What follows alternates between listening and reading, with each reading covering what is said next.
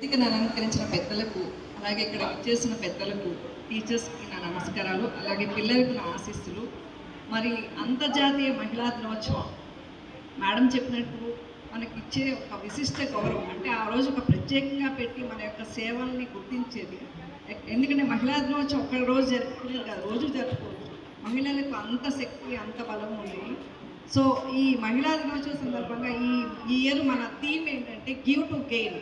అంటే మహిళలకు కావాల్సిన శక్తిని, టైంని, వాళ్ళకి సపోర్ట్ని, నాలెడ్జ్ని ఇచ్చినట్లయితే వాళ్ళు అంటే ఎంత శక్తినైనా, ఎంత మార్పునైనా సాధిస్తారు వారు. మేడం చెప్పినట్టు ఒక మహిళ, అంటే ఒక కుటుంబంలో మహిళ ఎడ్యుకేట్ అయితే ఆ ఫ్యామిలీ మొత్తం ఎడ్యుకేటెడ్గా మారిపోతుంది. అంటే పిల్లల్ని కానీ తీర్చిదిద్దడం, అలాగే వాళ్ళ పేరెంట్స్ని, అంటే వాళ్ళ ఫాదర్ని అందరిని తీర్చిదిద్దడంలో మహిళ ప్రత్యేక పాత్ర వహిస్తుంది. కాబట్టి ఒక మహిళ ఎడ్యుకేటెడ్ అయితే ఆ ఫ్యామిలీ మొత్తంలో కూడా వెలుగు వస్తుంది.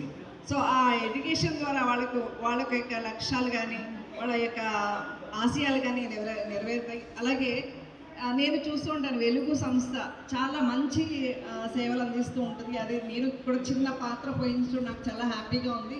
ఇక్కడ టీచర్స్ని చూస్తూ ఉంటాను, ఎంతో ఓపికగా.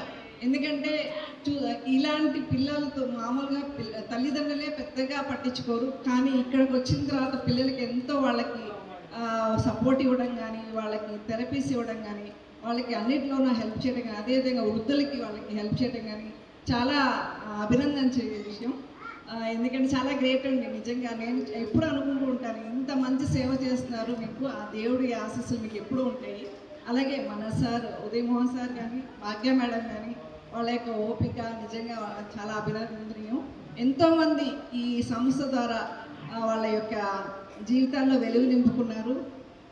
కాబట్టి ఇలాంటి కార్యక్రమాలు వెలుగు సంస్థ ఇంకా బాగా జరగాలి, ఇంకా ఎంతోమంది ఆశ్రయం పొందాలని కోరుకుంటున్నాను. అదేవిధంగా అంతర్జాతీయ మహిళా దినోత్సవం ప్రత్యేకంగా చెప్పాలంటే మహిళలు ప్రతి రంగంలో ముందున్నారు. సో మనం కూడా, అంటే ఈ తరం కొంతమంది ఏంటంటే ఈ అమ్మాయిలు కానీ